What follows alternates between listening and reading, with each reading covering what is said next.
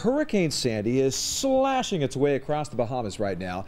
The storm made its way through Cuba last night, ripping roofs off of homes and uprooting trees. So far, 4 deaths are being blamed on this storm. Video from Florida this afternoon shows just how powerful even the outer bands of the rain and the wind are. We want to get right to Charlie LaPresti with an update on how this storm could potentially affect us, Charlie. Well, that's right, Kim. The outer bands are affecting the west coast of Florida right now. The storm is moving into the Bahamas where hurricane warnings have been issued. The latest information, the storm is still a strong Category 2 hurricane. It is expected to weaken over the next 24 to 48 hours. You can see it with sustained winds there of 105 miles per hour. What a sizable storm, too, about 1,000 miles wide. Here in the Northeast, things are quiet, at least for the time being. I do expect the storm to affect us here in northern New England, but the good news in the forecast for today, the trend in this forecast track continues to be a little bit further off to the west. South and west is a better scenario for us here in northern New England, meaning that the worst of the storm should be somewhere between the Chesapeake Bay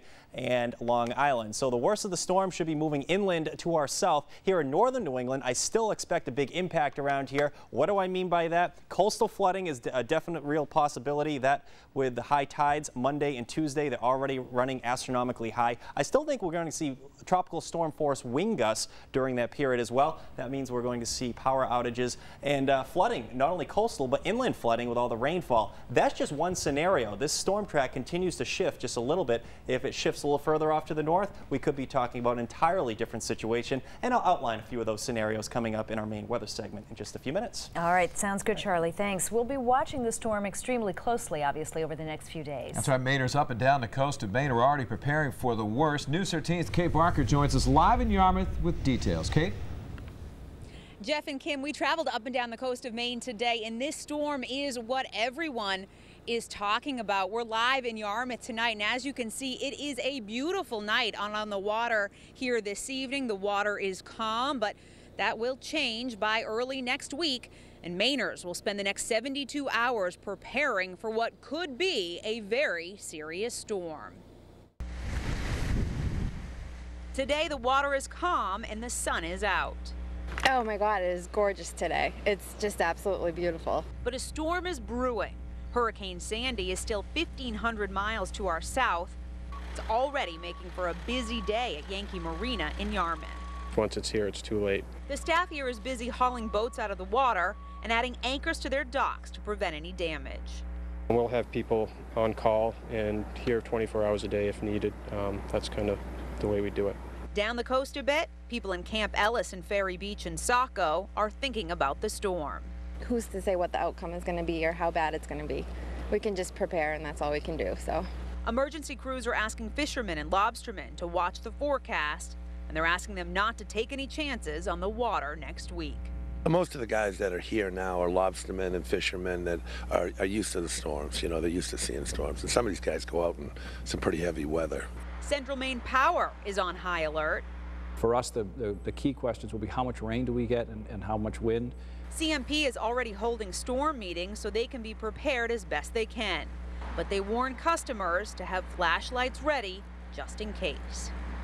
Having a good radio with batteries, making sure they have enough water and food in the house that they could be comfortable for a couple of days if the power does go out. People across the state are hoping for smooth sailing when it comes to the storm next week, but they are still preparing for the worst. And also important to note tonight, I spoke with several school superintendents in the area today, and they're reminding parents to be prepared. We could see some school cancellations at some point next week. Reporting live in Yarmouth tonight, I'm Kate Barker. Kim and Jeff, back to you. All right, we'll stay on top of it. Thanks, Kate. Other news tonight, we are just getting some new details on a deadly plane crash into the newsroom tonight. Officials say an elderly couple died in the crash in Hooksett, New Hampshire today.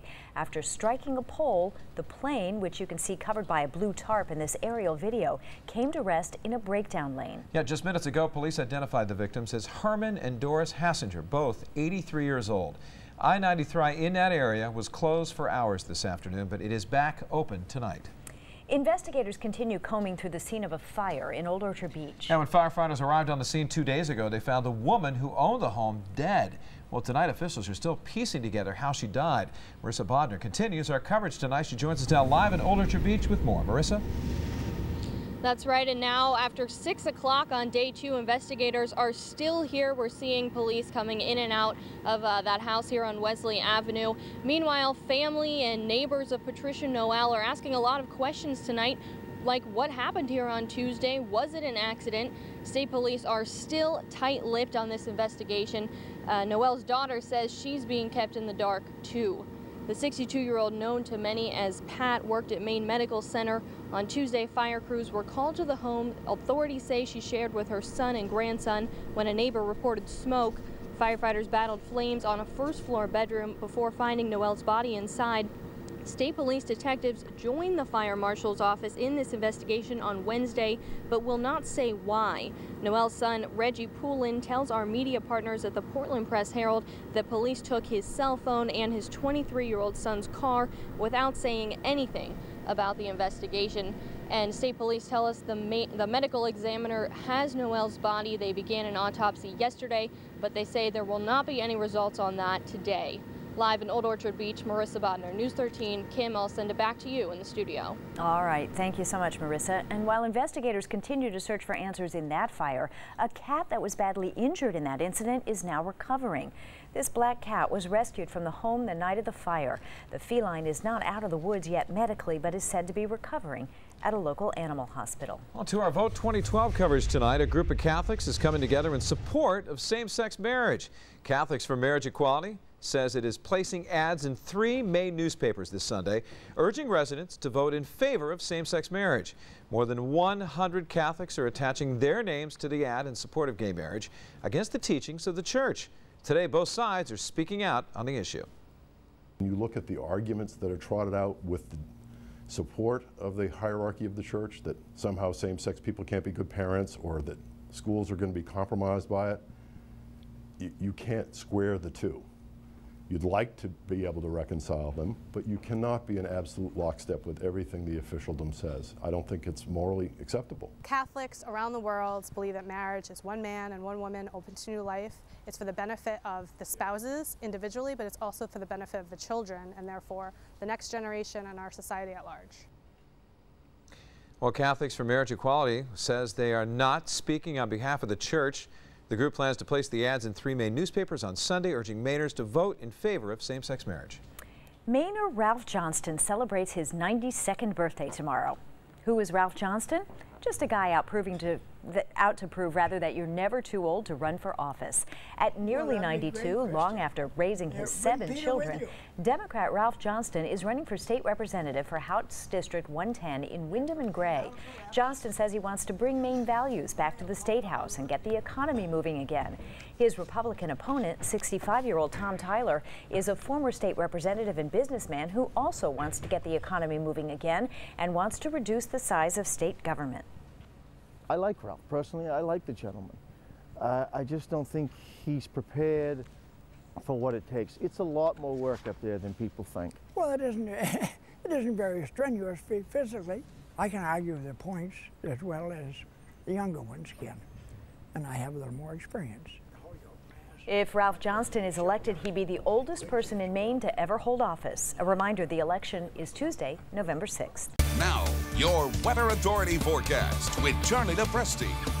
All right, well, welcome back, everyone. We are headed for a pretty nice stretch of weather for Friday and Saturday. After that, all eyes will be on Sandy, of course, surging north, and the time frame for that will be Monday night into Tuesday. During that time frame, I expect heavy rain, strong gusty winds, some power outages possible, and also some coastal flooding. Those will be my main concerns. Now, the good news in the forecast, the trend is for the storm to track a little bit further off to the west, which would spare us from the absolute worst from the storm. I'm still expecting a big storm, though. We'll get to that in a moment. Let's start off with Storm Tracker. Late tonight, I expect lows to bottom out in the 40s, not quite as cold as last night, and there will be a few clouds mixing in. In fact, skies are becoming partly cloudy right now. A mixture of sun and clouds tomorrow, and if you like mild temps, you're going to like Friday. Look for high temps in the lower to mid 60s. Friday looks to be a pretty nice day, and Saturday as well. We may have a hard time breaking out of the clouds Saturday, but clouds to at least a few sunny breaks. That should send temps into the 50s and lower 60s. I don't anticipate any showers tomorrow or Saturday. Showers are possible Sunday, but it shouldn't be extreme, and it's not associated with what is now Sandy. Sandy is a Category 2 hurricane moving into the Bahamas tonight. Notice some of the leading edge of some of the bands starting to move into western parts of Florida where a tropical storm warning has been issued. Hurricane warnings have been issued for the Bahamas. Here's the latest Doppler HD. Notice some of these bands starting to move in over toward Key West, right up through Miami. And those right there, the hurricane hunters, reconnaissance aircraft, they're heading out. We're awaiting a new update coming up around 8 o'clock tonight. We're looking at flight level winds. Notice some of these coming in around 40, 50 miles per hour, but the storm has sustained winds around 105 miles per hour, that at the center as it moves up into the Bahamas. Okay, the good news in the forecast, again, the trend for this has been to continually track this off to the west, which now looks like a landfall somewhere between the Chesapeake Bay and Cape Cod. Notice that cone of uncertainty you see right there, that's in the area of blue. It basically runs from North Carolina right up through the New Hampshire seacoast, so we still have to keep a close eye on this storm system, and the latest information is indicating it makes a landfall as a tropical storm with sustained winds of 55 miles per hour. But notice Monday, 2 o'clock, still a hurricane with gusts to 85 miles per hour. So what does all this mean for us here in northern New England? Well, with a track off to our south, I still expect tropical storm force winds with some coastal flooding. Tides are running astronomically high, and the time frame for that will be Monday night and again on Tuesday. So we'll watch those high tides pretty closely. These are the spaghetti plots. Each one of those little lines indicates a different model and their projected track. That thicker line you see right there, that is the Hurricane Center's official track. Note how many of these are just a little bit further to the north than the official track here. My personal opinion, I think we're going to see a landfall somewhere from the Chesapeake Bay up to Long Island, somewhere in there. That landfall, based on that forecast, would spare us from the worst of the storm. So the storm appears to be backing in from Long Island down through Delmarva here in northern New England. With a wind coming in off the ocean like this, we would see waves probably as high as 10 to 20 feet. We will likely see some coastal flooding. Remember those tides running astronomically high, and we will likely have some tropical storm force wind gusts, and that would likely lead to some power outages as well. So they're still expecting a big storm out of this one, but it looks like, based on this forecast, the worst of the storm should stay just a little bit to our south. That's the good news in the forecast. More good news, Friday and Saturday will feature a mixture of clouds and sun.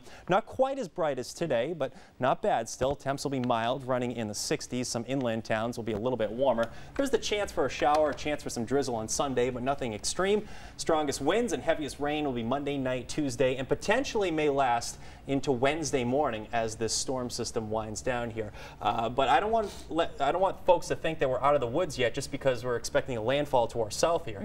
I still expect the potential for tropical storm force winds, and again, coastal flooding is probably the big issue with this one. Let's remember the Patriots Day nor'easter. That storm was centered, well, it was a different structure, of course, but that storm was centered over Connecticut. We still had hurricane force winds in that storm. Good point. All right, Charlie, thanks so much.